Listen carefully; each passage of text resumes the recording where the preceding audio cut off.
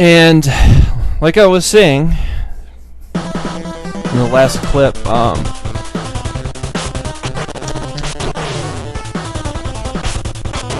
about, NES games. I was talking about, the holy grail of NES games versus comic books. That's what I was originally talking about before I got off on a tangent about about occult wisdom and stuff like that. But sometimes I can't help myself. I remember once, and you'll notice that I segue out of things too much. I was talking to this guy. I remember I knew this guy at work. And he's saying, there was this one girl I had kind of a crush on, and he's saying, now what the hell are you gonna talk about with her? If you go on a date with her, like, don't talk about the Bilderbergers and all that stuff. And so I was like, I was trying to, sort of reenact what I would talk about with her, and and it's funny, like how we talk about so. No, you don't talk about the Bilderbergers. You talk about building a burger. Going to Sheetz and building a burger. Oh man, I miss that guy. He had he fought Captain Crunch. Had a scheme to rule the world. Oh, did you see that? This is the downside of using load save states. So just screw her up and load a former save state. It's alright. That guy, you just run in and you just start stabbing him to death.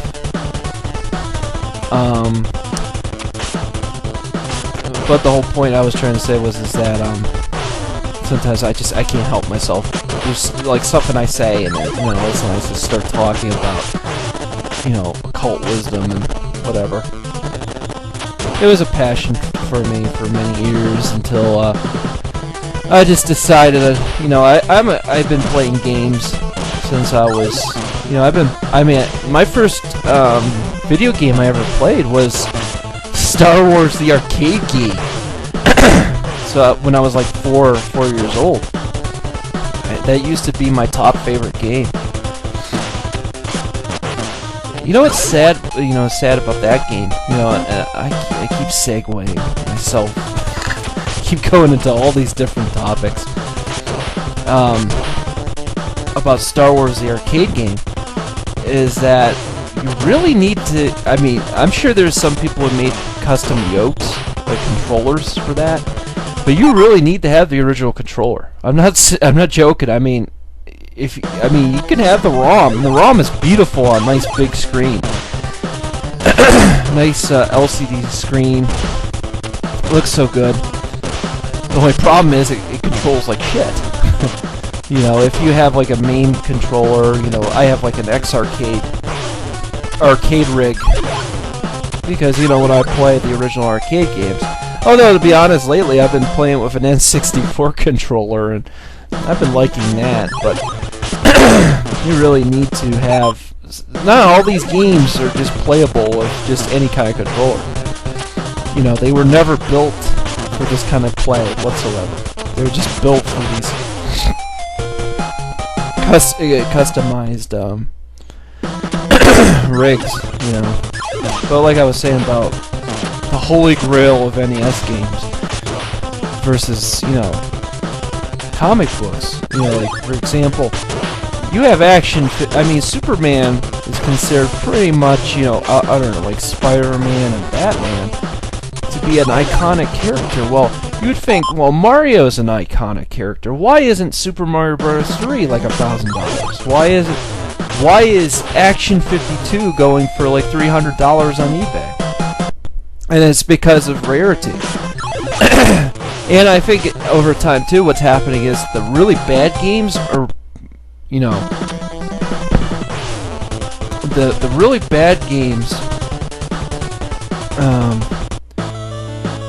are worth so much money because, especially when with all these retro game reviewers like AVGN, in the early days there's RMake21, who now goes under Boxed Entertainment. You had Jim Bob. You have a lot of guys that have made, you know, these comedy parodies tearing apart, you know, how some of these old games, they're just, you know, so easy to make fun of, but that has actually helped their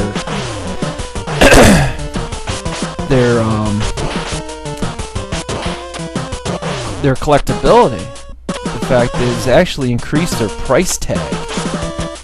So it is literally one of the opposite things, where, you know, you would think, well, you would want a game of praise would lead to a high price, and that's just not true.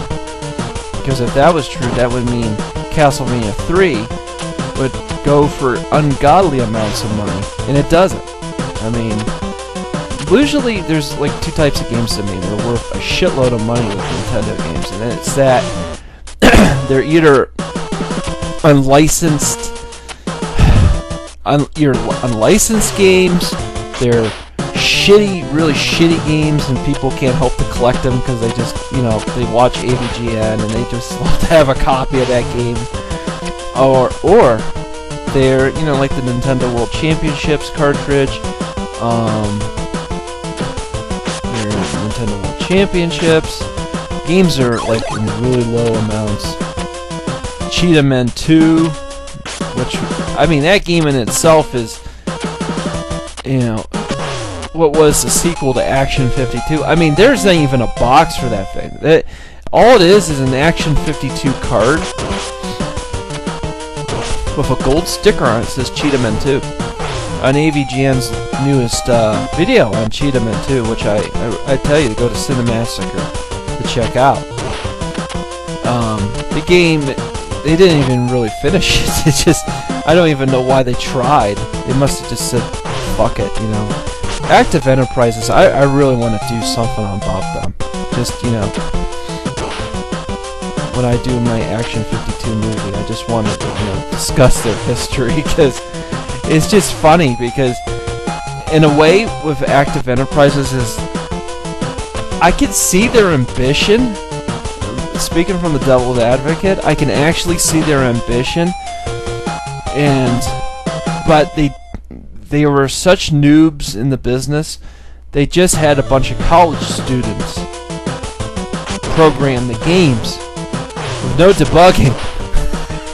So they didn't know what they were doing, and they spent $5 million on Action 52. They had all these like overseas Arab princes, you know, invest in this stupid thing, and oh man.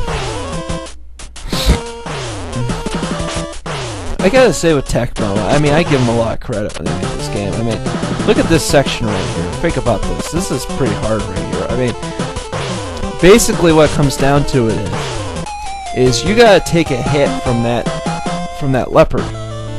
He's on top of the platform, and he's gonna dive at you no matter what.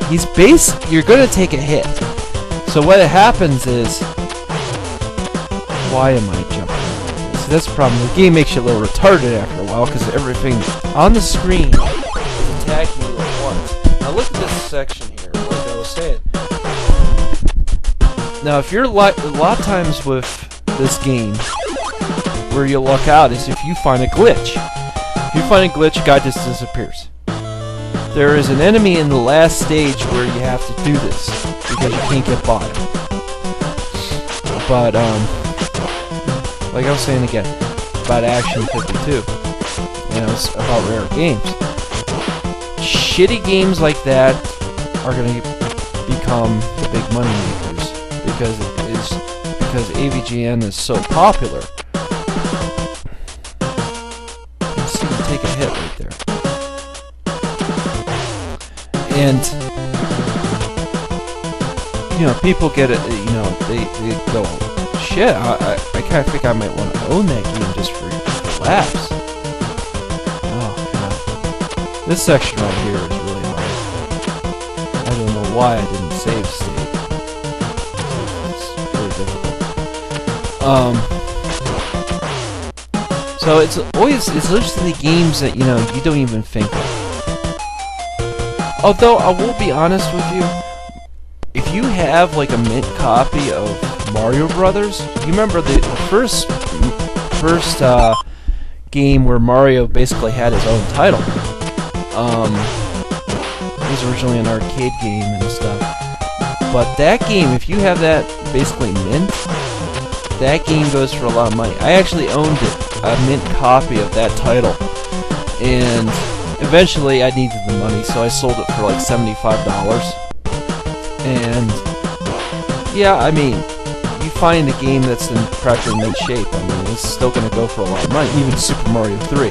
But the whole point I'm trying to make is, it's kind of crazy when you think about it, that it's the titles that you never even heard of are considered the Holy Grail. That it's, you know, where in comic books, you know, believe it or not, yeah, you know, a major icon's first appearance. Nope. Next clip, more to talk about.